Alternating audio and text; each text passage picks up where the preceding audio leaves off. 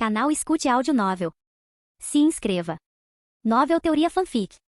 Sistema de Inteligência Diária. Parte 9. Capítulo 96. Tragédia Humana. Inverno. Áreas de pesca? Luke se assustou, mas logo percebeu. Você quer dizer pescar através de um buraco no gelo? Geralmente fazemos isso. Algo assim, Louis assentiu. Mas tenho algumas ideias para melhorar. Ele abriu um mapa, apontou para vários afluentes e escolheu cuidadosamente as palavras para explicar seu conceito. Os trechos do rio que são mais baixos, têm correnteza mais lenta e congelam mais lentamente podem ser priorizados. Primeiro, faça buracos no gelo e, em seguida, reforce as bordas com tábuas grossas de madeira e pedras para evitar o desabamento. Em seguida, use uma rede de pesca sob o gelo e alguns peixes pequenos ou carne picada como isca para criar um ponto de pesca. Estabeleça turnos rotativos para os pescadores e pesque uma vez pela manhã e uma vez à noite. Você também pode cavar valas de drenagem para desviar a água residual de fontes termais ou geotérmicas. Qualquer calor que a água possa fornecer ajuda a evitar que os peixes morram congelados. Claro, essas são apenas algumas das minhas ideias. As operações específicas ficam a seu critério. Você não precisa seguir minhas sugestões à risca, contanto que consiga pescar mais. Sim,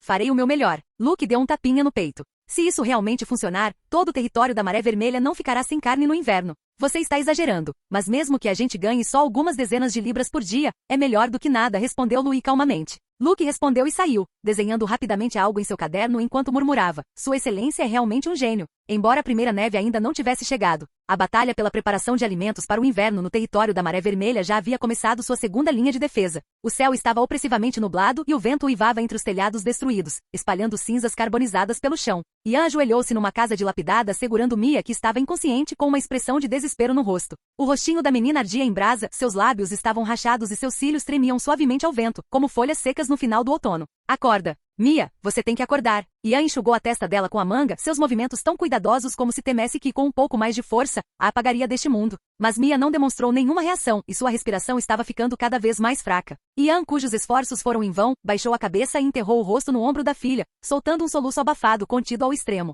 Mas ninguém lhe respondeu. Este lugar já foi a aldeia onde seus ancestrais viveram por gerações. Há 2 meses ainda era possível ouvir crianças rindo perto do riacho, mulheres lavando roupa e conversando junto ao poço, e homens puxando madeira, ocupados consertando casas para o inverno. A casa de Ian ficava na entrada da vila, nem muito grande, nem muito pequena, com uma esposa virtuosa e uma adorável filhinha, Mia. Ele jamais imaginou que tudo isso desapareceria num instante. O primeiro ataque ocorreu há 2 meses. Os jurados da neve desceram em disparada do desfiladeiro da montanha em seus cavalos de guerra, como uma avalanche repentina. Não houve buzina, nenhum aviso. Os homens caíram em poças de sangue antes mesmo de terem tempo de pegar seus machados. As mulheres e as crianças nem sequer tiveram tempo de escapar antes de serem arrastadas para o mar de fogo. Por acaso, Ian estava cortando lenha na montanha naquele dia. Quando voltou, a aldeia já havia sido reduzida a um inferno vermelho. Ele só teve tempo de correr para dentro de casa e tirar a filha, que estava escondida num canto de lá. Ele não conseguiu encontrar a esposa, nem viu o corpo dela. Encontrou apenas o avental e os sapatos dela perto do fogão quebrado. Ele não teve outra escolha senão pegar sua filha e fugir para o interior da montanha, escondendo-se entre as árvores por 3 dias,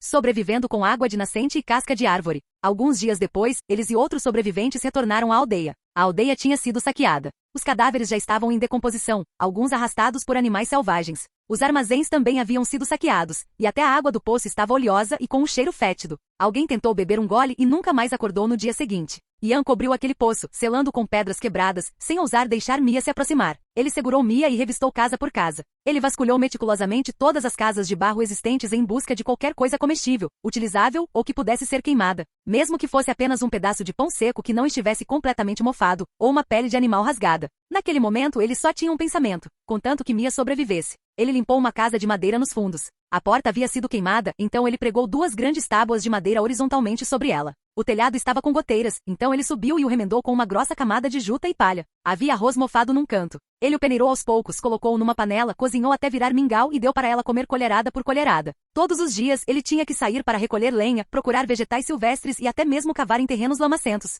na esperança de encontrar cabeças de rabanete não apodrecidas ou apanhar um coelho selvagem. No início, tudo estava bem. Embora Mia estivesse fraca, ela abria os olhos, sorria e até brincava baixinho. Papai, você roubou a comida do ratinho de novo. Ele vai ficar bravo. Mas na noite retrasada, ela repentinamente teve uma febre alta. Ela tremia sem parar, mas dizia que estava com frio. Seus lábios estavam pálidos e sua testa quente. Ian entrou em pânico e enfiou tudo que podia queimar no fogão, chegando a colocar seu próprio casaco debaixo da roupa de cama. Ele a alimentou com uma decocção de ervas e um pouco de ração seca. Mas tudo foi inútil. Mia ficava mais fraca a cada dia, falava cada vez menos e nem conseguia abrir os olhos. Há pouco tempo, a velha o fez até uma viagem especial. Ele era um dos poucos anciãos que sobreviveram na aldeia, muito respeitado. Ele se abaixou para entrar, olhou para a criança na cama de tijolos aquecida e depois olhou para Ian. Ela está quase partindo. Ian não disse nada, apenas apertou a mão da filha com mais força. A velha o deu alguns passos para mais perto e suspirou. Este tipo de febre não tem cura. Se você prolongar isso por mais tempo, você também vai se afundar. Ele apontou para fora da casa. Aquele pequeno rio ali atrás ainda não congelou. Ian ergueu os olhos com as pupilas subitamente contraídas. O que você está tentando dizer? Deixe-a ir. Será um alívio para ela. E ela sofrerá menos, disse a velha O ar subitamente ficou frio como neve congelada. Você, repita isso, a voz de Ian estava rouca como lixa. A velha ainda tentava convencê-lo. Ian, seja realista. Se ela estivesse acordada, não ia querer que você arriscasse a vida por ela. Saia daqui, disse Ian, levantando-se com os olhos desprovidos de humanidade. Sai agora. O velho suspirou, encolheu o corpo e recuou. No instante em que a porta se fechou, o silêncio retornou ao quarto, restando apenas o crepitar da lareira e os suspiros intermitentes da garota. Ian sentou-se ao lado da cama de tijolos aquecida, segurando Mia nos braços e pressionando cuidadosamente a testa dela contra o peito. Ela estava com muito calor, como se pudesse virar cinzas a qualquer momento. Ele não tinha escolha, realmente não havia saída. A lenha estava quase toda queimada e restava apenas um pouco de água limpa. Ian não ousava fechar os olhos, não ousava dormir. Ele só conseguia abraçá-la e repetir em seu coração várias vezes. Aguenta firme, só mais um pouquinho, só mais um pouquinho. Naquele instante, ao longe, ouviu-se de repente o som de cascos. Tum, tum, tum, tum. Será que ainda podem ser aqueles bandidos? Ian enrijeceu por inteiro, sua respiração ficou presa por um instante, seus olhos vasculhando freneticamente o ambiente, tentando encontrar uma maneira de escapar. Como escapar agora? Com o quê? Ele próprio mal conseguia se manter de pé, e Mia ainda estava com febre alta, incapaz até mesmo de andar. Ian cerrou os dentes, levando os dedos à faca de acender o fogão, com os olhos fixos na porta. Capítulo 97. Acampamento. A porta foi empurrada e uma bota entrou na sala. Ian avançou bruscamente, erguendo seu machado de lenhador para golpear. Mas antes mesmo que seu machado pudesse alcançar o recém-chegado, foi facilmente apanhado pela mão estendida do adversário. Com um clique, o machado de acender fogueira foi arrancado com uma só mão. Ian ficou paralisado. O recém-chegado não era o bandido que ele havia imaginado. Ele usava uma armadura de metal, com o emblema de um sol carmesim estampado no peito. Antes que Ian pudesse reagir, o cavaleiro já havia jogado o machado de lenha para trás. Caminhado rapidamente até a lateral da cama de tijolos aquecida e olhado para a garotinha encolhida ali. Ele franziu a testa, tirou a luva e tocou timidamente a testa de Mia. Febre alta. Seu tom de voz apresentou pouca oscilação, mas soou como uma declaração. Então, sem dizer mais nada, ele se abaixou e pegou a menina no colo. O que está fazendo? Solte-a. Ian instintivamente tentou agarrá-la, mas foi impedido pela mão estendida do outro. A voz do homem era firme. Sou um cavaleiro do território da Maré Vermelha, aqui para salvar pessoas. Há um médico por perto, seu filho ainda tem tempo. Enquanto falava, ele já havia se virado e saído pela porta. Ian fez uma pausa. Território da Maré Vermelha? Salvar pessoas? Médico? Ele não entendeu muito bem o que o cavaleiro estava dizendo, sua mente ainda estava confusa. Mas ele ouviu claramente aquelas 4 palavras, ainda há tempo. Essas foram as palavras mais belas que ele ouvirá em meses. Então Ian soltou a mão que segurava o cavaleiro. O cavaleiro não disse mais nada, apenas segurou a menina nos braços, saiu rapidamente pela porta, montou em seu cavalo e galopou para o oeste. Ian ficou atônito por um momento, mas então reagiu repentinamente, saindo correndo pela porta descalço. Ele correu desesperadamente na direção em que o cavaleiro havia partido, a terra arranhando suas solas, o solo rachado deixando rastros de sangue. Mas o cavaleiro cavalgava rápido demais, desaparecendo na floresta em poucos instantes, sem deixar sequer uma sombra. Mia, ele gritou, tropeçando enquanto corria. Não houve resposta, apenas o assobio do vento. Ian não sabia o que mais poderia fazer, apenas que precisava perseguir o cavaleiro para confirmar que ele não era uma ilusão. Mesmo que fosse apenas para lhe dar um motivo para viver, ele só podia continuar correndo naquela direção. Sua respiração era como ferrugem arranhando seu peito, cada passo como pisar em ferro quente. Mas ele não se atreveu a parar. Após correr por quase 2 horas, algo finalmente apareceu diante de seus olhos. Era um acampamento. Ian ficou paralisado. Este lugar. Ele já estivera aqui antes. Antes da guerra, era esta pequena aldeia, e ele, como carpinteiro, tinha vindo para cá para reparar casas. Mas agora a aldeia já não existia, com casas desmoronadas por toda parte, vigas de madeira carbonizadas e marcas de machado e flechas nas paredes de terra queimada. Ao que tudo indica, este lugar também havia sido atacado pelos Jurados da Neve. Mas ao contrário de sua própria aldeia, um conjunto de tendas havia surgido em meio às ruínas, fogueiras iluminavam a noite. A fumaça da cozinha subia e pessoas circulavam de um lado para o outro. Ele não podia acreditar no que via. O aroma quente do mingau ainda pairava no ar, e algumas pessoas sentavam-se junto à fogueira, segurando tigelas e soprando-a suavemente, com os rostos repletos de contentamento. Soldados patrulhavam, crianças espreitavam para fora das tendas e os feridos jaziam nos cantos, envoltos em bandagens. Havia também médicos com vestes limpas, ajoelhados ao lado de soldados feridos, enfaixando-os cuidadosamente. As tendas não eram novas, mas eram resistentes, secas e sem mofo. O mingau era ralo, feito de grãos grossos, mas estava quente e perfumado e suficiente para encher o estômago. Comparado ao que ele havia suportado nos últimos dias, aquilo era o paraíso na terra. O que mais chamou a atenção foi uma bandeira hasteada no centro do acampamento. Uma bandeira carmesim, tremulando ao vento com um sol dourado brilhante no centro. Ian localizou rapidamente onde sua filha estava. Não foi porque ele tinha um bom senso de direção, mas porque havia muita gente reunida ali, fazendo muito barulho, e ele correu para lá quase que instintivamente. A maior tenda estava ali armada com a cortina entreaberta, e ao redor dela formava-se um círculo de refugiados vestidos de maneira semelhante a maltrapilha, com expressões ansiosas, alguns chorando baixinho, outros apenas mordendo os lábios sem dizer uma palavra. Vários médicos de túnicas brancas corriam de um lado para o outro lá dentro, com as mãos cheirando a sangue e ervas. A maioria dos feridos, como ele, eram andarilhos mal vestidos, sobreviventes atormentados. Ele até reconheceu alguns rostos familiares, vizinhos de sua aldeia, alguns com as pernas enfaixadas, outros ainda com feridas no rosto. Então ele viu sua filha. Em meio a uma pilha de ervas e ataduras, sua pequena figura jazia em uma cama de madeira improvisada, o rosto pálido e a respiração fraca. O médico ao lado dela aplicava cuidadosamente lama de ervas em sua testa. A pasta verde exalava um cheiro amargo e pungente, mas também um aroma reconfortante. Ian praticamente se lançou para frente, ajoelhando-se ao lado do médico, com a voz trêmula como um fole quebrado. Ela ainda pode ser salva? O médico nem sequer levantou a cabeça, apenas continuou o que estava fazendo. Ela ainda pode ser salva. A febre não está muito alta, já baixou um pouco. Depende principalmente de ela conseguir resistir, mas as chances são bastante boas. Essas duas breves frases foram como puxar Ian de volta da beira de um precipício. Seus olhos se encheram de lágrimas, seu corpo ficou mole e ele se ajoelhou imediatamente, prestes a se prostrar com a testa no chão. Mas antes que pudesse se curvar, foi agarrado por um braço e puxado bruscamente para o lado por uma mão. Não bloqueie a passagem, tem gente esperando na fila atrás. A voz não era alta, mas transmitia impaciência. Ian só podia ser puxado para trás, mas continuava murmurando obrigado baixinho. Lágrimas escorriam pelo seu rosto. Ele não conseguia se lembrar de quanto tempo havia passado desde a última vez que chorara. Mas naquele momento, ele finalmente teve coragem de chorar. A esperança de que sua filha sobrevivesse. Essa finalmente havia chegado. E assim Ian ficou lá, vigiando Mia a noite toda. Ele não saiu da tenda nem um passo, apenas agachou-se ao lado da cama dela, encarando seu rosto sem piscar. Sua tez parecia menos pálida e o calor em sua testa também havia diminuído um pouco. Embora ainda estivesse inconsciente, sua respiração havia se estabilizado. Sentia como se seu coração estivesse sendo lentamente arrancado do inferno. Muito melhor, murmurou Ian, falando consigo mesmo. Do lado de fora da tenda, uma luz tênue já havia surgido. O amanhecer estava despontando. Entrou alguém vindo de fora, um jovem carregando uma tigela de madeira e usando a braçadeira vermelha do território da Maré Vermelha. Vendo que Ian não tinha saído a noite toda, ele não disse nada, apenas colocou a tigela de mingau quente ao lado dele. Acabei de fazer, enquanto ainda está quente. O jovem deixou essas palavras de lado e voltou-se para tratar de outros assuntos. Ian olhou fixamente para a tigela de mingau. A tigela era de madeira, o mingau não tinha carne, apenas alguns grãos de arroz, alguns vegetais silvestres desconhecidos e alguns feijões amarelados, com um leve brilho de óleo flutuando na superfície. Mas depois que ele pegou o copo e tomou um gole, aquele aroma fraco e nítido invadiu suas narinas. O mingau quente deslizou por sua garganta e um calor há muito perdido subiu-lhe ao estômago, mas ele quase não conseguiu se conter e engoliu em seco, fazendo um ruído alto. Ele baixou a cabeça, bebendo colherada por colherada do mingau ralo não muito saboroso, mas lágrimas escorriam por suas bochechas, uma a uma, caindo na tigela.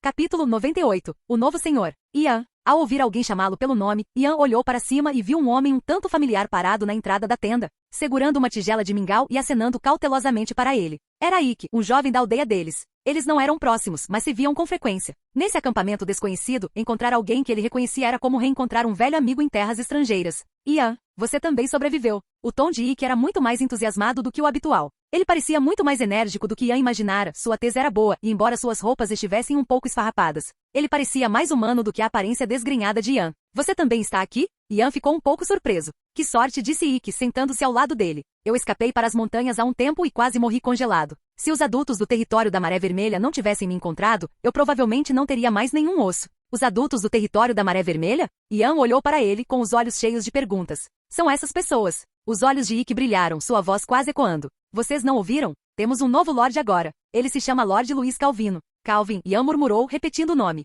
Sim, é ele mesmo. A voz de Ike carregava um toque de admiração. Eu ainda estava nas montanhas com alguns outros, fugindo para salvar nossas vidas. Eles enviaram pessoas às montanhas para nos encontrar, nos carregaram para baixo, nos alimentaram com mingau, nos deram remédios e até me deram um documento de identidade temporário, dizendo que enquanto eu trabalhasse conseguiria comida. Ele falava com grande animação, como se estivesse contando uma história profundamente honrosa com os olhos cheios de luz. O novo Lorde não é como o Barão Merrick, aquele tipo de nobre que passa o dia todo festejando e bebendo em seu castelo, e escolhendo concubinas. Este senhor Calvino é diferente. Ele enviou muitos médicos, soldados e administradores. Temos comida e bebida, e até crianças e idosos podem viver em tendas. Ele até disse que quer construir poços e casas. O que isso tem a ver com o Lorde? Ele é praticamente um enviado do ancestral dragão descendo ao reino mortal. Ian escutou em silêncio com um olhar um tanto distante. Ele olhou para a filha, a quem protegia dia e noite, e então pensou nos antigos nobres que tratavam os refugiados como lixo. Um sentimento pesado se instalou em seu coração. Esse jovem lorde chamado Calvino, ele nunca tinha visto, nem sequer sabia como ele era. Mas as pessoas que ele enviou salvaram Mia, salvaram a ele e salvaram muitas outras pessoas.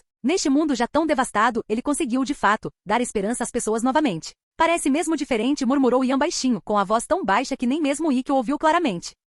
Se esse senhor estivesse realmente disposto a acolhê-los, se ele estivesse disposto, então ele certamente o seguiria. Mesmo que o trabalho que lhe fosse atribuído fosse árduo e cansativo, contanto que sua filha pudesse sobreviver, ele faria qualquer coisa. Felizmente, seu desejo foi atendido em breve. Ao meio-dia, um oficial com o uniforme do território da Maré Vermelha entrou na tenda. O homem não portava armas, seu comportamento era calmo, e ele circulava fazendo perguntas com papel e caneta. Ele caminhou até Ian e acenou levemente com a cabeça. Posso perguntar seu nome e a vila de onde você é? Ian, da Vila da Pedra Branca, respondeu ele inconscientemente, ainda com um toque de cautela no olhar. Atualmente estamos acolhendo refugiados aqui e precisamos registrar suas identidades. Podemos fornecer alimentação e abrigo, mas isso exige trabalho em troca. Você tem alguma habilidade em que seja bom? Ian hesitou por um instante. Eu costumava ser carpinteiro. Sei construir móveis e consertar casas. Ao ouvir isso, o funcionário assentiu com a cabeça, e seu tom tornou-se um pouco mais sério. Muito bem. Aqueles com habilidades terão prioridade na alocação de moradia e poderão também solicitar residência permanente posteriormente. Em seguida, ele entregou a Ian um conjunto completo de suprimentos. Uma placa de carro pintada de vermelho com seu novo número. Um conjunto de roupa íntima térmica cinza, o estilo parecia de equipamento militar antigo, modificado manualmente, mas limpo e resistente. Uma tigela de madeira envolta em linho grosso e uma manta gasta, mas seca. Ele percebeu que Ian estava descalço e após alguns segundos de silêncio, tirou um par de botas militares velhas e um tanto sujas de sua mochila e entregou-as a ele. Estas servem por enquanto. Ian pegou as botas com as pontas dos dedos tremendo e a voz um pouco rouca. Obrigado. Vocês foram designados para o galpão de trabalho número 3. Compareçam lá amanhã de manhã e juntem-se à equipe de artesãos para construir casas. Não se preocupem com a falta de comida. 3 refeições por dia serão providenciadas de forma uniforme. Após o oficial terminar de falar, ele se virou para o próximo refugiado, enquanto Ian olhava para os objetos em suas mãos, tocando cada um deles como se temesse que pudessem desaparecer de repente. Naquela noite, Ian, como de costume, ficou ao lado da filha, alimentando-a com mingau colherada por colherada. Em certo momento, Mia abriu os olhos lentamente. Mia. Ian mal podia acreditar no que estava vendo. A menina ainda estava muito fraca, mas seus olhos tinham foco. Ela olhou para o pai, lágrimas começando a se formar nos cantos dos olhos, e sua pequena mão estendeu-se, segurando delicadamente a mão grande dele. Papai. Foi essa frase que finalmente quebrou a pedra pesada que oprimia o coração de Ian há tanto tempo. Ele baixou a cabeça, enterrando o rosto junto ao da filha, a voz embargada como se estivesse dilacerada. Você sobreviveu. Obrigado, senhor, que o ancestral dragão a abençoe, obrigado. Uma rajada de vento varreu o exterior da tenda, e a bandeira vermelha, hasteada ao vento, tremulava como uma chama na noite. No centro da bandeira, o sol dourado brilhava intensamente como se fosse real, como uma luz que dissipava o frio do inverno, aquecendo as pessoas. Ian olhou para a bandeira, seus lábios se movendo levemente, pronunciando suavemente o nome que ouvirá de Ikki. Lorde Luiz Calvino, obrigado, obrigado. Tal milagre não aconteceu apenas com Ian. Em cada novo terreno que Louis adquiria, ele enviava uma equipe como essa. Uma equipe composta por soldados, cavaleiros, médicos, artesãos e registradores do território da Maré Vermelha, carregando comida, remédios e ordem, adentrando as aldeias e cidades em ruínas. Eles montaram tendas, prepararam mingau quente, acolheram refugiados e registraram informações. Eles proporcionaram uma oportunidade para essas pessoas que perderam tudo na guerra sobreviverem. E quanto aos vagabundos que não estivessem em seu território, contanto que estivessem dispostos a vir e jurar lealdade, dispostos a trabalhar, ele faria vista grossa e os acolheria. É claro que nem todos vieram com pensamentos de gratidão. Após a guerra, de fato, muitos bandidos e rufiões surgiram. Eles roubavam, extorquiam e até se disfarçavam de refugiados para se infiltrar nos campos. Logo ao amanhecer, uma longa fila se formou do lado de fora do barracão de mingau do acampamento, com fumaça subindo em espirais e a panela borbulhando. Nesse instante, uma comoção repentina irrompeu na parte de trás. Saiam da frente. Quem não quer morrer, que suma. Comida. Deem-nos toda a comida. Um grupo de bandidos maltrapilhos com olhos de lobo saiu correndo da floresta. Eram cerca de 30, portando machados quebrados, facões e até espadas longas. Eles estavam à espreita por perto, aguardando aquele exato momento de cozinhar e distribuir o mingau.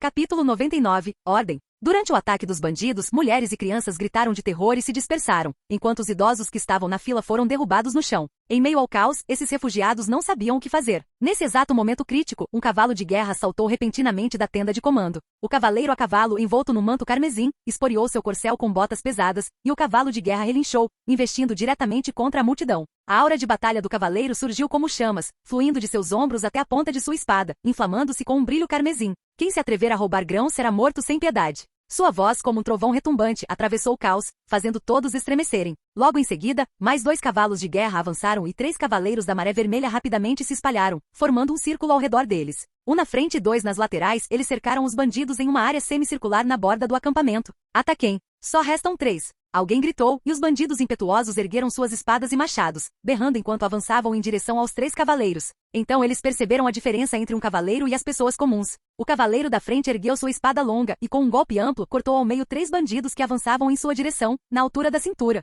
Membros rodopiavam no ar com uma aura de batalha ardente, sangue respingava no chão lamacento, exalando um cheiro de peixe.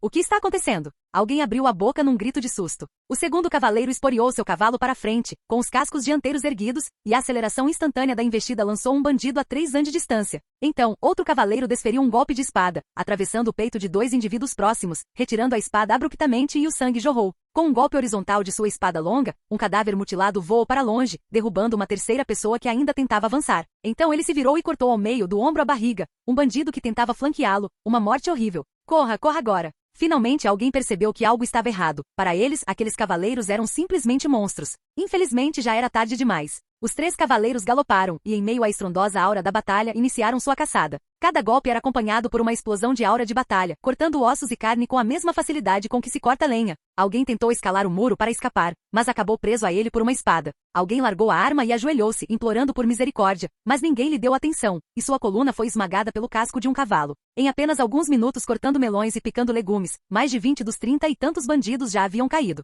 Os poucos que restaram foram deliberadamente deixados vivos com as mãos e os pés amarrados, e arrastados para um espaço aberto fora do campo. Naquela noite, uma plataforma de madeira simples foi erguida na praça do acampamento. Tochas ardiam intensamente, iluminando toda a área aberta. 7 bandidos estavam amarrados de pés e mãos, ajoelhados na plataforma, cada um com o rosto mortalmente pálido e tremendo. A ferocidade que demonstravam antes, quando ameaçavam seus compatriotas com facas curtas, havia desaparecido há muito tempo. A praça estava rodeada de pessoas, facilmente mais de uma centena, na sua maioria gente comum que tinha acabado de sair da fome e da guerra. O rosto de todos estava marcado pelo cansaço, mas naquele momento, eles estavam de pé, encarando furiosamente os poucos bandidos. Todos estão trabalhando honestamente, porque você roubou grãos. Os bons tempos estão apenas começando, e eles já querem causar problemas? Merecem ser executados. Lord Louis realmente não tolera pessoas más. O magistrado-presidente leu em voz alta: de acordo com a lei da Maré Vermelha, aqueles que roubam grãos, atacam o acampamento ou ferem intencionalmente outros estão além da redenção e são condenados à morte. Um clamor irrompeu abaixo da plataforma, mas não era de dúvida e sim de aplausos de alívio.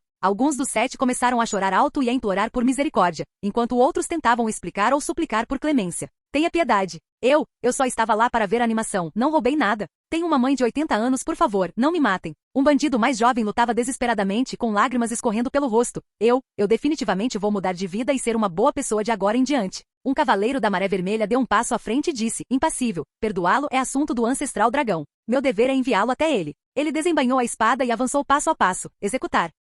A espada reluziu, uma cabeça caiu e sangue espirrou na terra amarela. A mesma ação foi repetida 7 vezes, e toda a praça ficou em silêncio. Quando a última cabeça caiu, ninguém sabia quem, gritou primeiro. Bom trabalho. Sim, eles deveriam ser mortos. Que ótimo, não preciso mais me preocupar com alguém roubando meu mingau. Aplausos irromperam um após o outro, e alguns até juntaram as mãos e se curvaram em respeito à bandeira carmesim. A partir daquele dia, ninguém no acampamento ousou roubar nada novamente. Esta era a ordem anterior de Lord Louis. Se houvesse bandidos problemáticos, que alguns fossem deliberadamente deixados para serem julgados publicamente e decapitados. A guerra acabou de terminar. Regras precisam ser estabelecidas, disse ele. Ele queria que todos vissem com seus próprios olhos que em seu território, roubo e assassinato eram crimes capitais. E aqueles refugiados que obedientemente se registraram e trabalharam diligentemente agora podiam fazer 3 refeições por dia. Não precisavam mais dormir ao relento e tinham esteiras e cobertores de palha limpos à noite. E era exatamente essa vida com que eles sonhavam. Sob a orientação dos artesãos enviados pelo território da Maré Vermelha, habitações semi-subterrâneas emergiram do solo. Ian estava entre o primeiro grupo de artesãos a participar da construção de casas. Embora estivesse cansado do trabalho todos os dias, seu coração se sentia seguro. O capataz distribuía as refeições na hora certa e à noite, ele podia ouvir as pessoas tocando música e cantando ao redor da fogueira. Mia também se recuperou gradualmente e a cor voltou ao seu rosto. Embora ainda frágil, ela agora conseguia ficar de pé com firmeza e até mesmo correr alguns passos e brincar no acampamento. Ela sempre gostou de seguir Ian, às vezes ajudando a recolher pedaços de madeira no canteiro de obras, ou cutucando pequenas pedras no chão com um graveto. Seus colegas de trabalho, ao perceberem seu bom comportamento e sensatez, frequentemente conversavam com ela e ocasionalmente lhe davam comidas escondidas. Menina, você é muito mais dedicada que seu pai, disse alguém com um sorriso. Ao ouvir as provocações, Mia corou e saiu correndo. Ian sorriu ao ver a cena, mas seus olhos se encheram de lágrimas. Ele observou a figura vivaz da filha, sentindo um alívio no coração. Há poucos dias, ele precisava acordar todas as noites para verificar a respiração dela, com medo de perder a filha para sempre se acordasse. Agora ele não precisava mais se humilhar por um pedaço de comida, nem atravessar montanhas e cordilheiras loucamente em busca de um pouco de remédio à base de ervas. Embora o mingau fosse simples, era sempre substancioso e ainda continha alguns legumes em conserva. Embora a casa fosse simples, protegia do vento e da chuva, tinha fogo a carvão, cobertores e pessoas com quem conversar. Ian segurou sua tigela de cerâmica rústica, observando a fumaça que subia, e murmurou silenciosamente em seu coração. Obrigado, Lord Louis. Não apenas Ian, mas as pessoas no acampamento gradualmente recuperaram alguma vitalidade. Eles tinham comida para comer, trabalho para fazer, um lugar para dormir e, o mais importante, uma sensação de segurança. Enquanto você seguir as regras, terá comida para comer. Enquanto estiver disposto a trabalhar, estará protegido. Tal slogan começou a se espalhar silenciosamente pelo acampamento, como um credo simples porém verdadeiro. Ninguém achava que fosse falso, porque era exatamente o que tinham visto e vivenciado em primeira mão. Gradualmente, essa crença criou raízes e brotou entre as ruínas após a guerra. E aquela bandeira carmesim, desfraldando-se à luz da manhã, tinha um sol que brilhava cada vez mais, como se dissipasse de vez a escuridão sobre esta terra.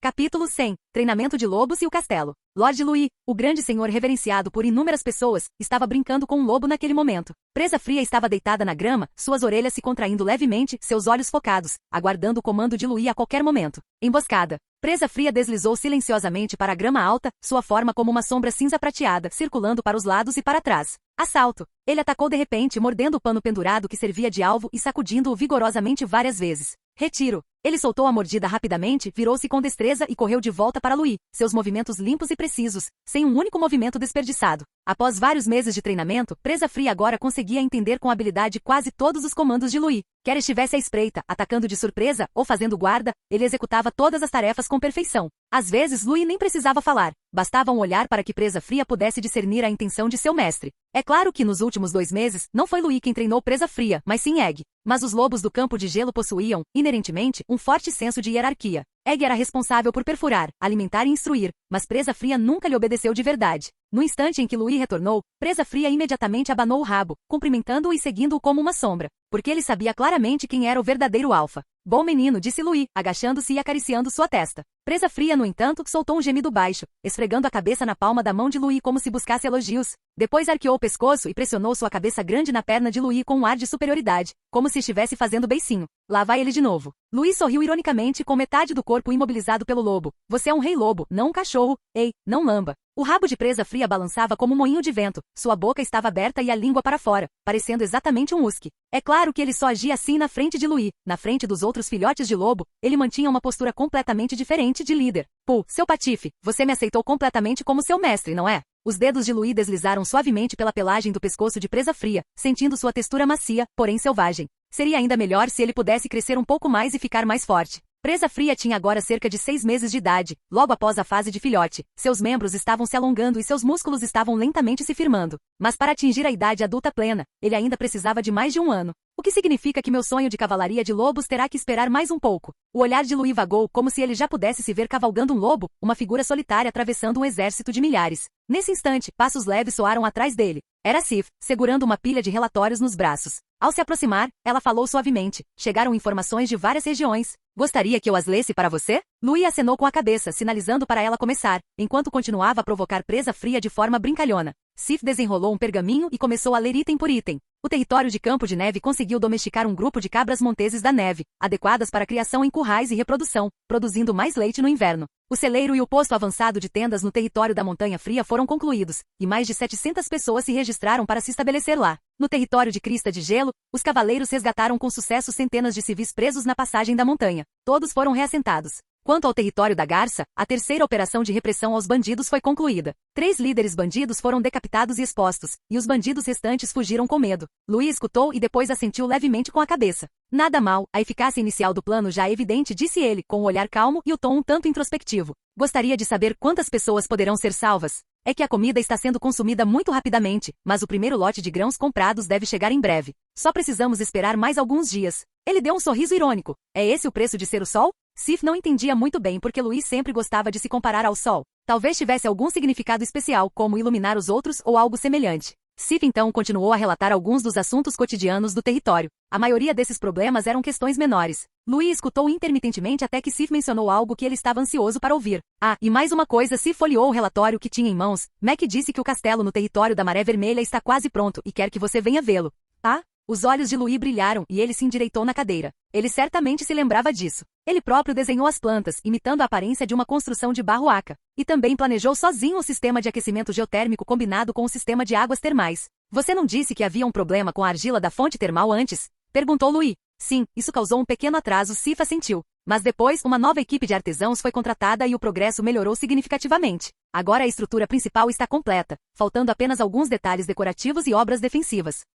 Está quase terminado, pensei que teria que esperar até o ano que vem, exclamou Louis. Ele costumava passar pelo canteiro de obras, mas só via as paredes externas sendo erguidas. Não havia perguntado especificamente sobre o andamento da construção no interior. Louis sorriu. Então vamos ver isso esta tarde. Depois do almoço, o sol estava perfeito. Louis vestiu sua capa e, acompanhado por Sif e alguns cavaleiros da guarda, caminhou até lá. Caminhando pela estrada de terra recém-construída, Louis avistou-a imediatamente. Seu contorno era acidentado, as pesadas paredes de terra compactada pareciam brotar do chão, exalando uma indescritível sensação de opressão. Na base, havia um círculo completo de alicerces revestidos com tijolos de pedra cinza escuro, firmemente encaixados no solo. Os tijolos de pedra estendiam-se até a metade da altura, conectando-se perfeitamente com as paredes de pedra das torres de flechas, com linhas simples, porém flexíveis. Acima disso, havia uma estrutura de beiral de madeira, com o totem solar da Maré Vermelha e padrões de ondas esculpidos nas vigas de madeira. Um toque de complexidade em meio à rusticidade. Todo o castelo assemelhava-se a uma besta blindada, firme, fria e extremamente prática, mas escondendo, no entanto, um toque de meticulosa habilidade artesanal. Isso agradou diretamente à estética descomplicada de Louis. Essa não era a beleza luxuosa dos nobres do sul, era a beleza rústica e prática do norte. Embora sua aparência não se assemelhasse em nada ao castelo na cidade da Alabarda de Gelo, seu temperamento era bastante similar. Louis observou por um longo tempo, sem conseguir conter a exclamação. O velho Mac realmente conseguiu criar um castelo nesse estilo? Esse cara tem muito talento. Claro, o mérito principal ainda é meu. Embora também se lembrasse de que o que havia desenhado no esboço parecia ser apenas um pilar grande e nu. O conceito do projeto foi meu, acrescentou ele em voz baixa, sem qualquer pudor. Enquanto isso, Sif olhou para a construção de barro recém-concluída e inclinou a cabeça. Não era exatamente o que ela havia imaginado. Inicialmente, ela imaginava que um castelo seria feito de tijolos de pedra reluzentes e vigas com entalhes intrincados, mas este parecia simples e rústico. Não importava o ângulo em que o observasse. Nesse instante, o portão principal se abriu lentamente com um rangido. Mac, coberto de poeira, saiu apressadamente. Senhor, o senhor está aqui, disse ele com um olhar triunfante. Eu não falei com o senhor, está consumado. Capítulo 101. Castelo do Território da Maré Vermelha. Mac deu um tapinha nos tijolos de pedra no canto, com a voz repleta de genuíno orgulho. Meu senhor, para ser honesto, não me parece tão nobre assim. Mas ela pode bloquear o vento, proteger do frio, afastar bandidos, resistir a batalhas e suportar a neve. Ele apontou para a extremidade do portão da cidade. Mandei revestir a base da muralha com tijolos de pedra 3 vezes. É muito sólida. O portão da cidade também tem uma espessa camada de ferro fundido. Não se deformará mesmo após alguns impactos. Ele então apontou para o telhado. Essas telhas vermelhas são principalmente decorativas. De longe, pelo menos, as pessoas não vão pensar que este lugar é um curral. Ao ouvir as palavras de Mac e relembrar seus próprios projetos, Louis quase caiu na gargalhada. Mac continuou. Quanto àquelas vigas de madeira e entalhes, bem, eu contratei alguns trabalhadores para esculpi-las durante 3 dias e 3 noites. Não significam muita coisa, mas contribuem para a aparência. Ele falou com leveza, mas sua voz não conseguiu esconder um toque de presunção. Você se saiu muito bem. Gostei muito desse exterior, elogiou Louis diretamente. Mac coçou a cabeça e sorriu. Vamos, meu senhor. Vou lhe mostrar a verdadeira essência disso.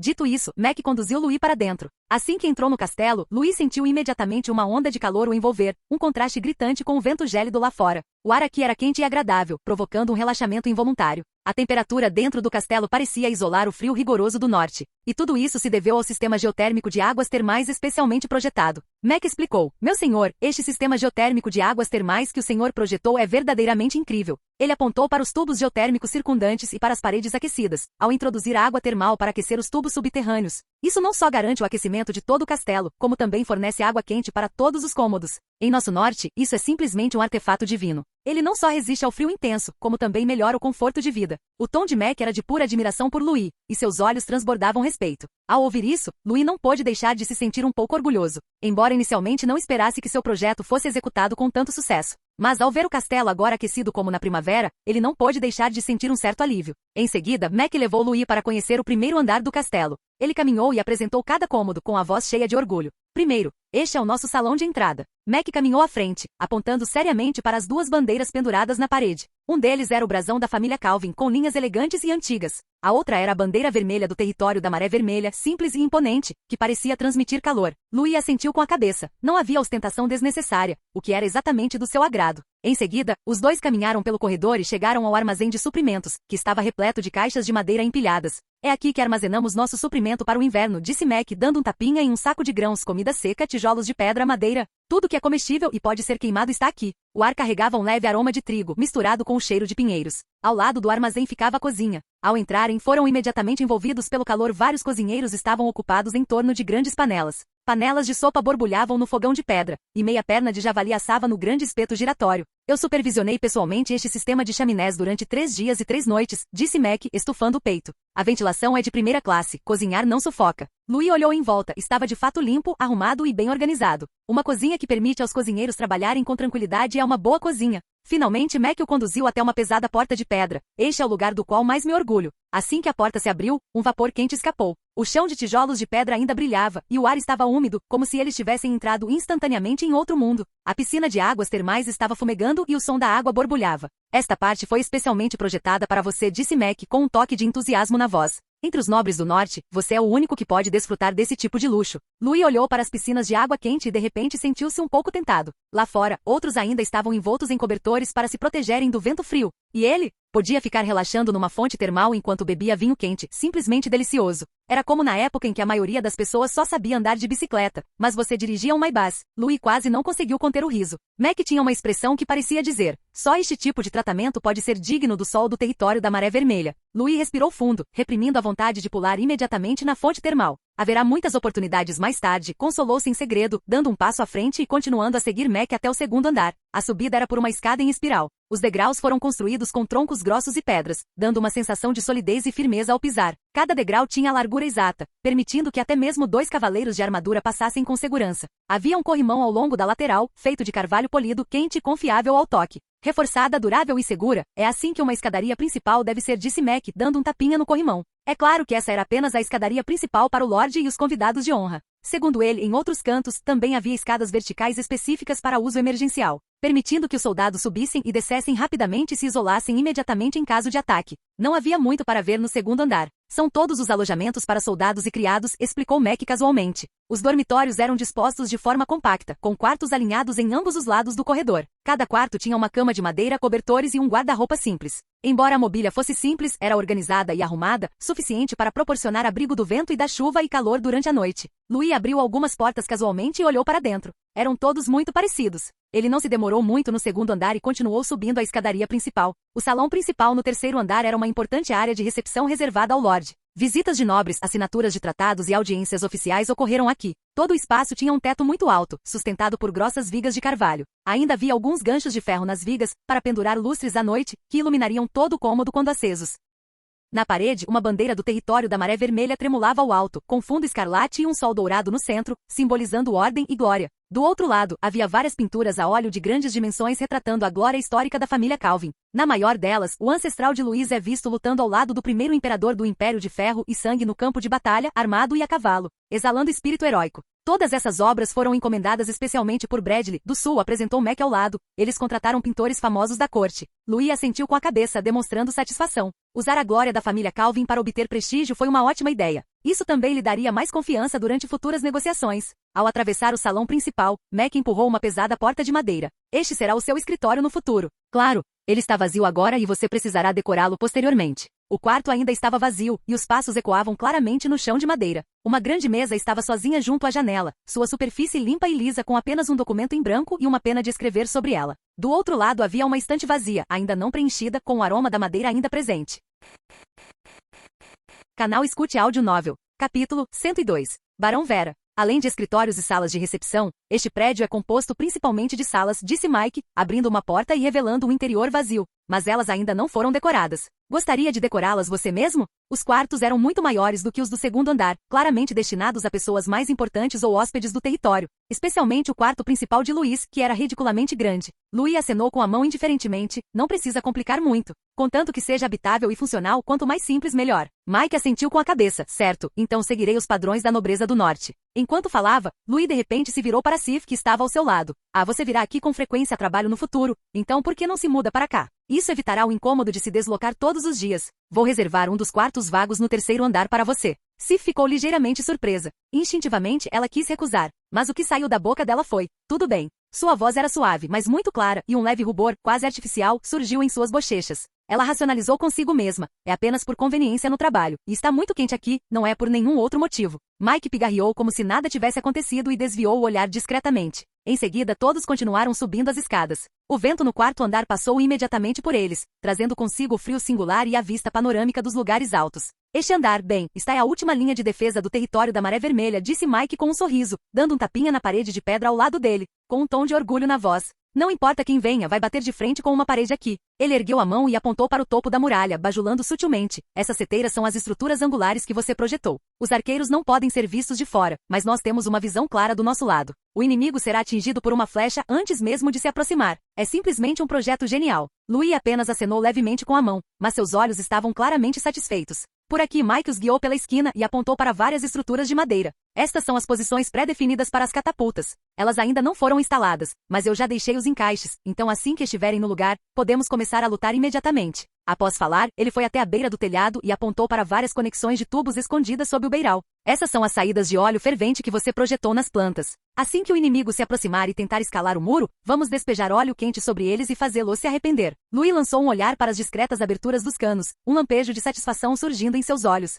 O efeito é bom, mais engenhoso que o desenho original. Além disso, Mike apontou para as vigas de madeira ao lado da parede de pedra. Também podemos instalar arcos e bestas temporariamente aqui, ou até mesmo rolar pedras. Então, apontando para baixo, ele disse: olhem lá embaixo, o caminho da montanha ao sul e a linha da floresta ao norte estão nítidos como água. Se ventar ou nevar, também podemos instalar cortinas à prova de vento e coberturas à prova de frio. As pessoas podem ficar de guarda aqui por 10 dias a meio mês sem tremer de frio. Ele finalmente olhou para Louis com um tom orgulhoso. Fique tranquilo, senhor. Enquanto 100 homens defenderem este prédio, milhares não conseguirão invadi-lo. O vento assobiava através das paredes de pedra, produzindo um som farfalhante. Mas, estando no último andar dessa fortaleza, todos se sentiam tão firmes quanto uma montanha. Após uma turnê completa, Louis já tinha sua resposta. Essa nova fortaleza era ainda melhor do que ele esperava. Seguro e confortável. Possuía uma fonte de calor estável no inverno e boa ventilação no verão. As paredes robustas e os postos de sentinela formavam uma linha defensiva completa, enquanto a área interna era aconchegante e tranquila, como um santuário na vastidão nevada. Além disso, a estética dessa fortaleza era exatamente do seu agrado, simples, mas não grosseira, substancial, mas não monótona. Louis caminhava lentamente ao longo do terreno elevado da fortaleza de terra compactada, seu olhar percorrendo as grossas paredes de pedra camada por camada, os canos de água quente que a circundavam e o brilho frio das torres de vigia da patrulha na floresta distante. A partir desses arranjos, era possível perceber a dedicação de Mike e dos demais artesãos. Muito bom, excelente. Seguro, confortável e perfeitamente ao meu gosto, elogiou Louis sinceramente. Mike estava ao lado dele, aguardando nervosamente a avaliação, e finalmente soltou um longo suspiro de alívio, como se um peso tivesse saído de seu coração. Ao ouvir essas palavras: é uma grande honra para mim agradá-lo, e nós apenas fizemos o nosso melhor para executar a sua visão. O que é verdadeiramente notável é o seu projeto e as suas ideias. Desde o desvio da fonte termal até a regulação da temperatura geotérmica, e depois até o layout geral, é simplesmente um projeto genial. Louis sorriu e deu um tapinha no ombro dele. Não seja tão modesto. Sem você liderando as pessoas para construírem isso tijolo por tijolo, até as melhores ideias seriam apenas conversa fiada. É isso que eu devo fazer, disse Mike, endireitando as costas. Louis então disse seriamente: não relaxe nos retoques finais. Refine os detalhes. Pretendo me mudar em alguns dias. Mike assentiu repetidamente com a cabeça. Entendido. Eu mesmo supervisionarei o trabalho e verificarei tudo novamente para garantir que não haja nenhum erro. O outono se aprofundou e o vento trouxe um frio cortante. Um grupo de dezenas de cavaleiros percorria a estrada de terra sinuosa que atravessava a floresta, com os cascos em um ritmo constante. À frente do grupo estava um jovem cavaleiro com uma capa preta. Ele tinha um rosto bonito, mas seus lábios exibiam um sem disfarce de triunfo. Ele era o recém-nomeado Barão Vera. Originalmente, ele era apenas o terceiro filho da família Vera, e ilegítimo ainda por cima. Ele nem sequer tinha permissão para mostrar o rosto nos banquetes do território, e os criados da família o tratavam como se fosse invisível. Então, Vera simplesmente desistiu e foi para a cidade da Alabarda de Gelo para passar os dias ociosamente. Mas quem poderia imaginar? A grande batalha na cidade da Águia de Neve matou diretamente seu pai, seu irmão mais velho e seu segundo irmão. Nem mesmo seus corpos foram encontrados. Isso foi uma catástrofe para os outros, mas para ele, foi como um sonho. O título, o feudo, o clã, o tesouro, tudo coube somente a ele. Ha ha ha ha ha. O céu realmente tem olhos. Vera caiu na gargalhada de repente, assustando um cavalo ao seu lado que bufou alto. Ele deu um tapinha entusiasmado no frasco preso à cintura, depois se virou e gritou para os cavaleiros atrás dele. Quando voltarmos, eu, seu senhor, farei de alguns de vocês cavaleiros territoriais. Bons cargos, vida fácil, bebida e mulheres, vocês não terão falta de nada. Devemos agradecer ao barão pela sua promoção. Ha ha ha, aí cada um de nós terá uma casa, carne para comer e mulheres para dormir todos os dias. O grupo estava repleto de risos, com pessoas bebendo, se gabando e xingando, tornando o ambiente muito animado. Ei, velho Vei, a jovem esposa do seu pai ainda está por aí? Ei, não sei. Os lábios do barão Vera se curvaram num sorriso, seu olhar vagando. Aquela mulher, ela é realmente deslumbrante. Cintura fina, pernas longas, faz o corpo de um homem se enrijecer só de olhar para ela. Você é mesmo uma figura, chegando a cobiçar a mulher do seu próprio pai? Meu pai morreu, que diferença faz? Ele se foi, então cuidar da minha madrasta é o que um filho dedicado como eu deve fazer. Ele riu lascivamente, seu corpo se tensionando, incapaz de esconder seus pensamentos sobre sua madrasta. Uma explosão de risos irrompeu atrás dele, e comentários vulgares encheram o ar. Mas ninguém percebeu que no meio da floresta discreta, várias figuras deslizavam silenciosamente. O vento ficou mais forte e as folhas caídas rodopiaram.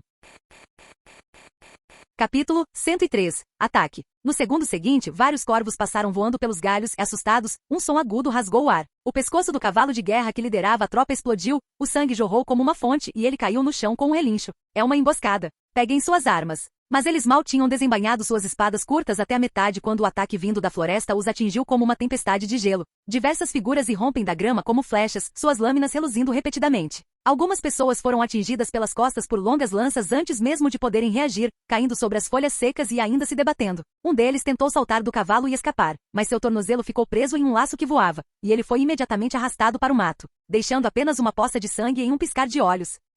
Não me mate! Os gritos de cavalos e humanos se misturavam no caos. Apenas 2 minutos depois, os irmãos do Barão Vera jaziam estirados no chão, alguns mortos, outros inconscientes. O Barão Vera se escondeu atrás de uma pilha de celas, tremendo e murmurando para si mesmo. Nobre, eu sou um nobre. Você não pode matar um nobre. Um jurado da neve com o rosto marcado por cicatrizes aproximou-se, arrastando um grande sabre e zombou. Hehehe, nobres são exatamente quem nós matamos. Outro membro da comunidade jurado da neve comentou. Esse cachorro. Vamos simplesmente abatê-lo para vingar a alma de Barnes. Espere. Uma voz feminina tão clara e fria quanto a neve falou. Ela era a líder dos jurados da neve, vestida com um manto preto, seu arco ainda sem corda, mas seus olhos eram mais afiados que qualquer lâmina. Sua aparência era de uma beleza requintada, porém desprovida de qualquer calor, como uma escultura de neve meticulosamente esculpida. Não estamos aqui para descarregar nossa raiva, estamos aqui para encontrar sacrifícios. Não basta capturar alguns plebeus. Por que se dar a tanto trabalho? Retrucou alguém. Vocês não entendem. O olhar da mulher principal percorreu todos. Somente sangue pecaminoso pode despertar o deus antigo. Ela caminhou até o Barão Vera.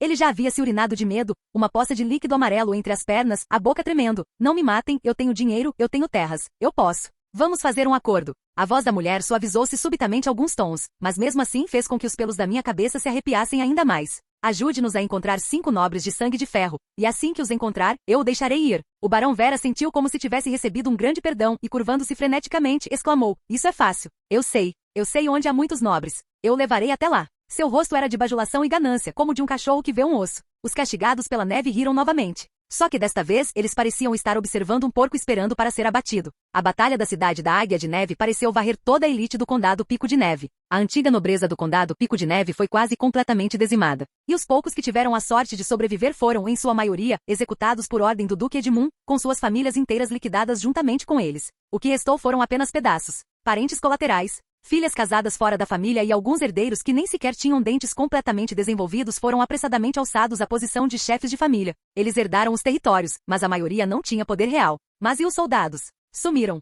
Comida? Quase cortada. Poder? E é uma piada. Alguns feudos estavam sofrendo com a fome, com o povo tão faminto que chegava a comer panelas de ferro, enquanto outros estavam ocupados por refugiados, e os portões da cidade eram até mesmo guardados por eles. Chegou-se a espalhar o boato de que alguns haviam jurado lealdade secretamente aos jurados da neve. Estranhamente, esses novos nobres não demonstraram muito pânico. Em vez disso, eles ficaram até um pouco animados. Eles não pertenciam à linhagem principal desde o início, e agora podiam até se tornar barões. Não era uma perda. Enquanto mantivessem um título no norte, haveria uma chance de ressurgir. Com apenas uma guerra para mudar o rumo das coisas, um cão poderia se transformar em lobo. Mas havia uma coisa que eles realmente não conseguiam engolir. A ordem para o governador do condado Pico de Neve havia sido emitida. O novo governador chamava-se Luiz Calvino. Ele certamente tinha mérito. Todos reconheciam isso. Mas governador? Um jovem barão do sul? para governar todo o condado Pico de Neve. Isso significava que todos esses chefes de família recém-nomeados teriam que se submeter a esse sulista e se tornarem seus vassalos. Que piada! Desde a infância eles tinham aprendido que esses sulistas eram todos covardes, insidiosos e astutos. Mas ninguém se atrevia a expressar seus verdadeiros pensamentos, porque na parte inferior da carta de nomeação havia um lacre de cera grosso. Esse era o selo de autoridade do Duque Edmundo. Todos entendiam o que isso significava. Mesmo que discordassem no íntimo, tinham que sorrir por fora como se estivessem parabenizando o próprio pai por se tornar governador. Assim, antes de visitarem oficialmente o novo governador, os novos nobres do norte reuniram-se discretamente para discutir qual postura deveriam adotar ao se depararem com esse novo governador. A pessoa que convocou essa reunião secreta foi o Visconde Fierce. Ele era sobrinho do falecido Conde Fierce. Embora o título de conde tivesse sido cassado pelo governador, o título restante de visconde naturalmente coube a ele. E da linhagem sanguínea à antiguidade, e até mesmo ao prestígio passado, ele ainda era o mais influente entre esse grupo de novos nobres. Embora a família Force tivesse sido severamente enfraquecida, outros nobres ainda o tinham em certa medida, ao mesmo tempo que o temiam. Afinal, muitos deles haviam recebido favores da família Force, e alguns eram até mesmo vassalos da família Force. O Visconde Fierce, envolto em uma capa cinza escura, estava sentado à cabeceira da mesa com uma expressão séria. O número de pessoas está mais ou menos correto. Ele examinou a sala com o olhar em voz baixa.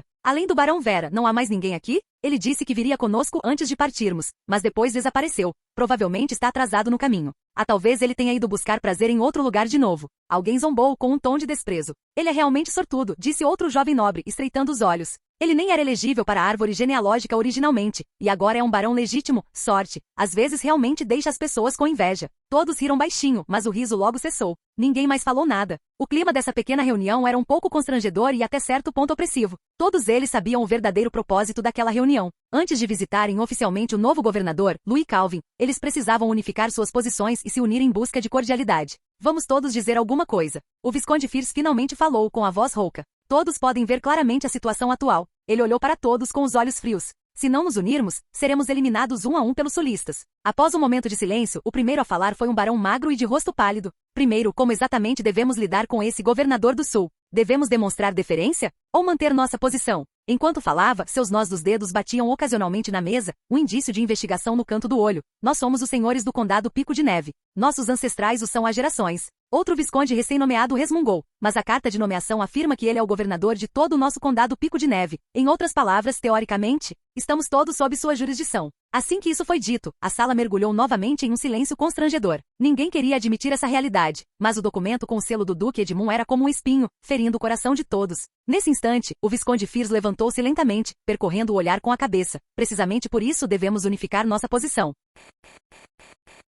Capítulo 104. Uma limpeza geral. O Visconde Fierce zombou. Nós somos os verdadeiros senhores do Pico de Neve. Administramos este lugar há mais de 100 anos. O povo está conosco e se lembra da nossa bondade. Contanto que sobrevivamos a este inverno, contanto que continuemos a clamar, tudo voltará para as nossas mãos. Ele percorreu a sala com o olhar, seus olhos demorando-se nos rostos de vários nobres recém-chegados e hesitantes. O que um rapaz do sul que ganhou seu título por sorte, sabe sobre governar? Seu baronato é menor que meu estábulo. Várias pessoas não conseguiram conter o riso, e alguém acrescentou. Ouvi dizer que, embora venha de uma família importante, ele é apenas um imprestável mandado para a fronteira norte. Ele simplesmente teve sorte, nasceu em uma boa família, descobriu seus méritos militares por acaso e depois conquistou o título de governador do condado.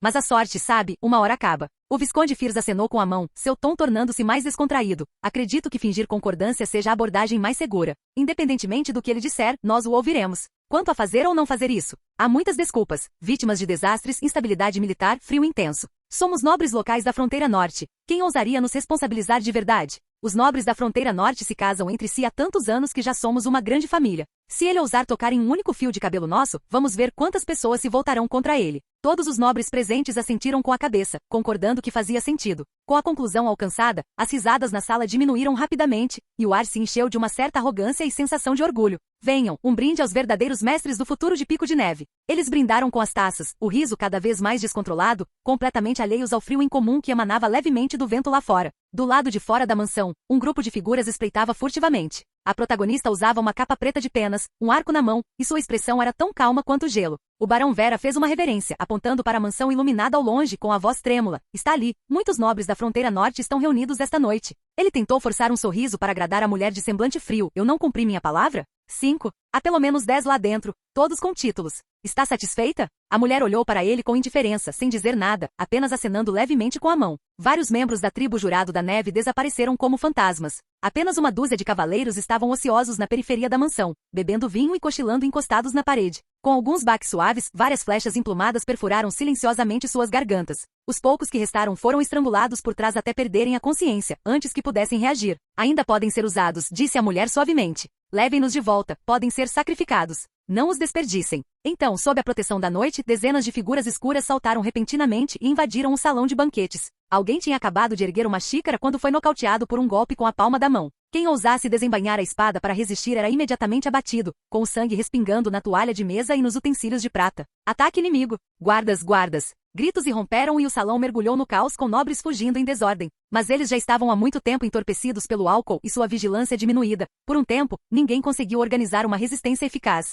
Alguns dos mais ousados tentaram correr em direção à porta, mas assim que a abriram, foram abatidos pelos castigados pela neve que os aguardavam do lado de fora. Deixem-nos vivos, lembrou a mulher novamente. Capturem todos que puderem e tragam-nos de volta. Ela caminhou passo a passo pelo salão, observando os nobres debatendo-se e lamentando-se no chão, sem um pingo de piedade nos olhos. Esses são os nobres do Império Sangue de Ferro? Que ridículo! O Barão Vera se escondeu atrás da mulher principal, curvado como um velho cão ofegante, com os lábios involuntariamente curvados para cima. Bem feito para você por me desprezar. Ele observou aqueles nobres com os rostos tomados pelo terror, sendo arrastados para fora do salão, os cabelos desgrenhados, chorando e implorando por misericórdia. Alguns até mesmo tendo urinado nas calças. Vera não conseguiu resistir à tentação de lamber os lábios rachados dele, com os olhos cheios de um triunfo lascivo. Ele já começara a fantasiar sobre como redecoraria sua residência principal, faria o balanço de seu tesouro e providenciaria algumas concubinas após retornar ao seu feudo. Até que uma voz fria soou. Essas pessoas não são suficientes. Hein? Vera enrijeceu de repente, como se um balde de água gelada tivesse sido despejado sobre sua cabeça. Você disse o quê? Sua voz tremia e ele recuou involuntariamente. A protagonista virou lentamente a cabeça e olhou para ele, seu olhar como uma lâmina de gelo, percorrendo levemente o pescoço de Vera. Essas pessoas, disse ela com voz baixa e fria, não são suficientes para comprar sua vida. O ar congelou subitamente. Vera sentiu as pernas dele cederem e ele caiu de joelhos com um baque surdo, como um cachorro velho que teve o pescoço apertado. Eu posso te levar para encontrar outros nobres. Sério? Ele se apressou e rastejou até os pés da mulher, com a voz embargada pela emoção. Eu os conheço, eu até tenho uma lista. Ninguém lhe respondeu. Os jurados da neve apenas observaram a patética apresentação com olhares frios e desprezo. Por exemplo, aquele governador do condado. Ele ergueu repentinamente o olhar, a voz se elevando, como se tivesse encontrado uma tábua de salvação. Louis. Sim, aquele rapaz do sul. Ele é o recém-nomeado governador do condado. Todos os nobres do condado Pico de Neve irão visitá-lo. Você também pode esperá-lo lá. A mulher estreitou ligeiramente os olhos, parecendo finalmente demonstrar um pouco de interesse no que ele dizia. Ela deu 2 passos para mais perto, olhando para o homem deitado no chão. Tem certeza? Vera se curvou repetidamente, com a cabeça vermelha pelo impacto. Eu posso mostrar o caminho. Eu sei onde ele mora. Posso até fingir que vou visitá-lo. Eu tenho um feudo. Eu tenho um motivo para me aproximar dele. Não me mate, não me mate. Ranho e lágrimas manchavam seu rosto, mas um sorriso distorcido que ele não conseguia conter ainda persistia em seus lábios. Me dê só mais uma chance e eu consigo vender para qualquer um. O primeiro raio de sol da manhã invadiu o quarto pela janela de bronze. Louis sentou-se na cama grande, mas simples, esfregando a testa. Sua cabeça ainda estava um pouco pesada. Ontem à noite foi a primeira noite dele nesta fortaleza. O quarto não era extravagante, mas estava longe de ser decadente. O piso era feito de tábuas de carvalho lisas e polidas, quentes e confortáveis para os pés. Uma fileira de estantes baixas encostava-se à parede, enquanto sobre a mesa havia tinta e pergaminho trazidos do sul, ao lado de um porta-penas com incrustações de prata. Um enorme tapete de pele de animal, de um urso gigante de inverno, cobria o centro. Sua pelagem era branco-acinzentada, macia e silenciosa ao toque. A lareira ao lado havia se apagado, mas o cômodo permanecia quente. O calor subia lentamente do chão e das calhas de pedra nos cantos. Impulsionado pelas correntes das fontes termais, uma dádiva de inverno que nem mesmo os nobres da capital imperial poderiam desfrutar. Em comparação com os luxuosos quartos adornados com ouro e prata na capital, a fortaleza da Maré Vermelha não ostentava a mesma riqueza, mas possuía mais estabilidade e cuidado. Louis estreitou os olhos e murmurou, é muito bonito. Mas mesmo com a mudança de ambiente, a primeira coisa que ele fazia ao acordar de manhã permaneceu inalterada. Ele bocejou e abriu casualmente o sistema de inteligência diária. Uma tela translúcida apareceu diante de seus olhos, com várias linhas de texto surgindo rapidamente nela. Atualização diária de inteligência completa? Capítulo 105. Atualização diária do sistema de inteligência. Uma tela translúcida apareceu diante de Louis, com várias linhas de texto rolando rapidamente pelo painel. Atualização diária do sistema de inteligência concluída. 1. Os remanescentes da antiga nobreza do norte, sob o chamado do Visconde Fierce, reuniram-se secretamente para resistir ao novo governador do condado, Louis, cada nobre nutrindo seus próprios motivos ocultos. E 2. O barão Vera, sob coação dos jurados da neve, liderou 35 ex-subordinados em um ataque à mansão Fierce, capturando 12 nobres presentes com vida. 3. O barão Vera foi forçado a liderar 35 jurados da neve para o sul, planejando atacar o território da Maré Vermelha hoje, numa tentativa de capturar o governador do condado, Louis, vivo. 4. O território da Montanha Fria, ao norte, está enfrentando uma epidemia de febre do sono branco. Se não for combatida prontamente, ela se espalhará rapidamente por todo o Pico Nevado, com consequências inimagináveis. Esta atualização do sistema diário de inteligência continha informações significativas em cada entrada. Louis, que estava encostado na cabeceira da cama, sentou-se ereto imediatamente ao ver a primeira entrada. A antiga nobreza do norte estava se unindo para resistir a ele. Eles estão tentando me isolar, droga, murmurou ele. Inicialmente, Louis pensou que, como Duque Edmund o havia nomeado governador do condado, ele deveria assumir a responsabilidade. O condado Pico de Neve estava agora em ruínas, e era tempo para os senhores feudais trocarem recursos e superarem as dificuldades juntos. Mas essas pessoas, elas conspiraram secretamente para fingir concordância em miná-lo? Na verdade, o coração humano é traiçoeiro. Ele ponderou rapidamente sobre possíveis contramedidas, mas não conseguiu conter o sorriso ao ver a segunda informação. O barão Vera invadiu a mansão Fierce e 12 nobres foram capturados vivos para serem sacrificados. Então eles já foram todos enjaulados pelos jurados da neve. Isso me poupa algum trabalho. Louis deu uma risadinha discreta. Obrigado aos jurados da neve, obrigado ao barão Vera. No entanto, antes que terminasse de sorrir, sua expressão escureceu ao ver a terceira entrada. Vera liderou o ataque, direcionando o alvo para o território da Maré Vermelha, na tentativa de capturá-lo vivo. Seu cão traidor, praguejou Louis, esquecendo-se completamente de que acabará de agradecer a esse traidor um segundo antes. 35 jurados da neve não é um número grande, mas no atual condado Pico de Neve, o exército regular dos jurados da neve havia se retirado, restando apenas alguns remanescentes lutando para sobreviver. Esse grupo, ainda capaz de se mover livremente no condado Pico de Neve, deve ser a força de elite dos jurados da neve. Se não fosse pelo sistema diário de inteligência, ele poderia realmente ter sido levado como um sacrifício sem qualquer preparação, comendo os grãos do império, mas querendo se virar e jogar um nobre imperial no caldeirão de um deus ancestral? Ele odiava esses traidores mais do que qualquer outro. O barão Vera escolheu o caminho da morte. Que pena para ele, eu tenho um sistema diário de inteligência, disse Louis com a voz baixa, mas com um toque de frieza. Então agora, os papéis de caçador e presa estão prestes a se inverter. Valendo-se do sistema de inteligência, ele rapidamente elaborou uma contramedida. Então Louis olhou para a quarta entrada, e desta vez, seu sorriso desapareceu completamente. O território da Montanha Fria, no norte, enfrenta uma epidemia de febre do sono branco. Louis encarou essa informação, franzindo lentamente a testa. A febre branca do sono é uma epidemia altamente contagiosa e altamente fatal. Ela surge a cada 10 anos, aproximadamente no norte.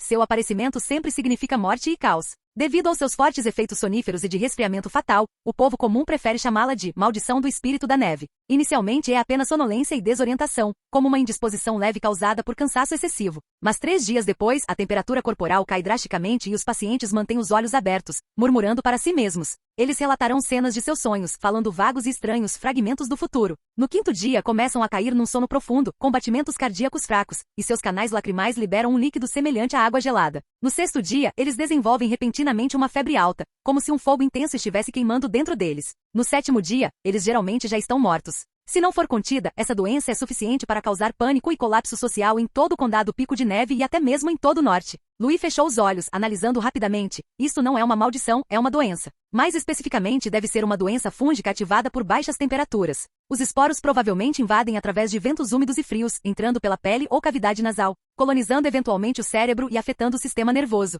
Sonolência, alucinações, sintomas de hipotermia, também consistentes com características de infecção fúngica. Surpreendentemente, a solução é bastante simples. Desde que os pacientes sejam expostos a um ambiente com temperatura acima de 50 graus Celsius por meia hora, o fungo pode ser eliminado eficazmente, impedindo o agravamento da doença. Os pacientes também acordarão naturalmente e estarão fora de perigo. Parece quase uma piada, mas o problema com esse método simples é que ele precisa ser aplicado em tempo hábil. Uma vez perdida a oportunidade, se o fungo se instalar no cérebro e o paciente dormir por muito tempo, nem mesmo altas temperaturas poderão salvá-lo. O aspecto mais problemático é a velocidade extremamente rápida de transmissão e ativação. Muitos senhores feudais só descobrem o problema quando uma parte significativa de seu povo já entrou em colapso. Outro ponto é como recriar um ambiente semelhante a uma sauna neste lugar esquecido por Deus no norte. Num lugar onde em breve até a água terá de ser obtida quebrando gelo. Como é possível aquecer uma sala inteira a 50 graus Celsius e manter essa temperatura por meia hora? Como isso é possível? Louis rapidamente pensou em um método: vapor. Saunas, banhos de vapor e fumigação geotérmica são métodos viáveis.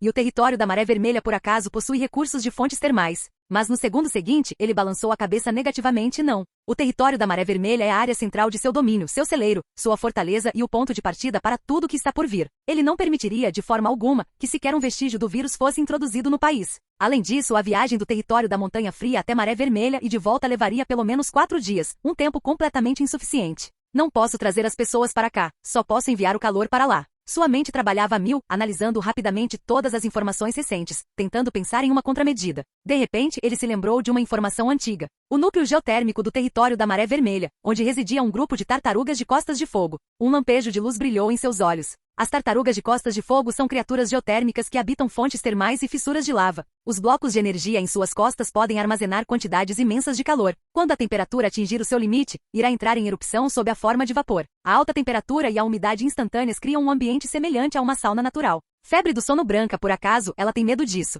As tartarugas de costas de fogo são praticamente inimigas naturais feitas sob medida para essa epidemia. Alta temperatura, vapor, ar úmido e energia térmica mágica. Basta construir uma pequena casa, colocar uma tartaruga dentro e o tratamento, a purificação e o isolamento podem ser alcançados. Seu plano original era domesticá-los. Para avançar com calma, construir confiança e deixar que essas tartarugas geotérmicas se tornem as guardiãs do território da Maré Vermelha no inverno. Mas agora não há tempo para ir devagar. Desculpem, tartaruguinhas, desculpou-se Louis. Pelo bem de todo o território da Montanha Fria, só posso matar algumas primeiro. Ele sabia o que isso significava. As carapaças das tartarugas são descartáveis. Após a remoção, o calor provavelmente durará apenas 1 ou 2 dias e não retornará. E as tartarugas de costas de fogo são raras. Caçar uma significa uma a menos. Mas agora, ele não podia se dar ao luxo de pensar muito nisso. As tartarugas poderiam ser reproduzidas lentamente no futuro, mas os mortos não poderiam ser trazidos de volta à vida.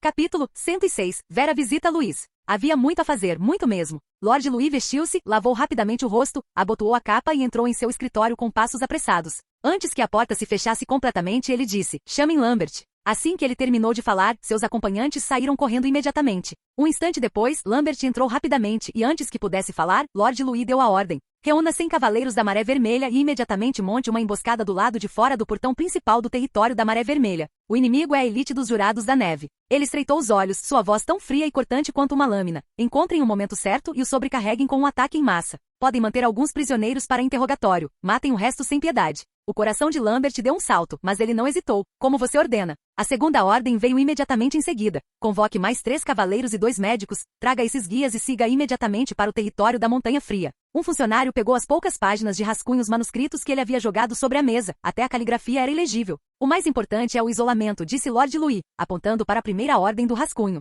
"Alocar mão de obra no território da Montanha Fria para começar imediatamente a construção de um conjunto de pequenas cabanas seladas que possam reter o calor. Qualquer pessoa que apresentar sintomas de sonolência deve ser monitorada centralmente, isolada e proibida de vagar ou se esconder. Aqueles que violarem esta ordem serão mortos sem piedade." O que ele acabara de jogar fora eram suas diretrizes operacionais de saúde e higiene, escritas às pressas. Por exemplo, o método da água fervida deveria ser implementado em todo o território, exigindo que toda a água potável fosse fervida completamente. Todos receberiam um pedaço de pano para cobrir a boca e o nariz. Não importava o quão áspero fosse, o objetivo era evitar a transmissão por gotículas. Os guardas, tendo recebido a ordem de Lord Louis, partiram imediatamente para cumprir a tarefa. A terceira ordem também foi emitida rapidamente pela boca de Lord Louis: "Convoquem alguns caçadores e cavaleiros e preparem-se para partir. O alvo são as tartarugas de costas de fogo, localizadas nas fontes geotérmicas da Maré Vermelha. Capturem-nos se possível, caso contrário matem-nos. As suas carapaças são muito úteis. Não precisamos de muitos, 6 ou 7 bastarão." Os atendentes responderam brevemente e, em seguida, dispersaram-se imediatamente para desempenhar suas respectivas funções. E assim que Lord Louis deu sua última ordem, ele estava prestes a fazer uma breve pausa. Um guarda empurrou a porta rapidamente e entrou, um pouco ofegante. "Meu senhor, um grupo de pessoas chegou lá fora." "Ah, é?" Lord Louis ergueu uma sobrancelha. O guarda acrescentou rapidamente: "O líder afirma ser o Barão Vera e diz que deseja visitá-lo." Lord Louis ficou momentaneamente atônito. Ele chegou tão rápido. Nesse momento, ele repentinamente sentiu um leve interesse. "Deixe-o entrar, mas permita que apenas mais 2 pessoas o acompanhem. Além disso, diga a Lambert para agir imediatamente assim que os 3 estiverem lá dentro." O guarda fez uma reverência em sinal de reconhecimento e retirou-se rapidamente. 15 minutos antes. Fora da área afetada pela Maré Vermelha, uma carruagem parou lentamente. O Barão Vera, vestido com trajes nobres, ostentava um sorriso triunfante. Mas assim que desmontou, viu vários cavaleiros da Maré Vermelha, totalmente armados, bloqueando a estrada à frente, barrando a passagem com suas espadas. Com expressões inflexíveis: "Pare", disse o cavaleiro líder com voz grave. "Diga seu nome e propósito."